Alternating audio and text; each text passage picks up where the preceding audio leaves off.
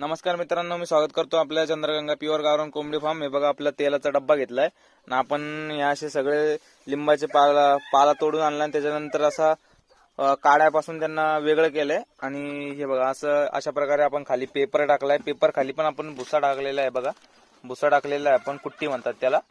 त्याच्यानंतर हा लिंबाचा पाला टाकलाय. त्यानंतर असे अंडे ठेवले.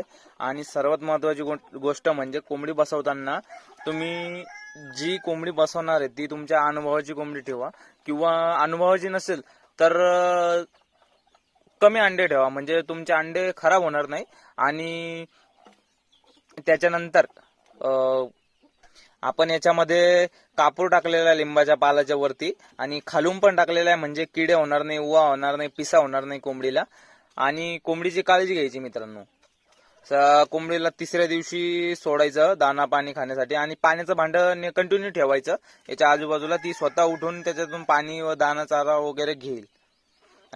धन्यवाद मित्रांनो. आपण व्हिडिओला इतका प्रतिसाद देत आहेत आपल्या सगळ्या युट्यूब चॅनलवरील चंद्रगंगा प्युअर गावरान कोंबडी फार्म या आपल्या चॅनलवरील व्हिडिओला असाच प्रतिसाद कंटिन्यू सातत्याने चालू ठेवा. आणि नवीन नवीन व्हिडिओ तुम्हाला नक्की बघायला भेटेल.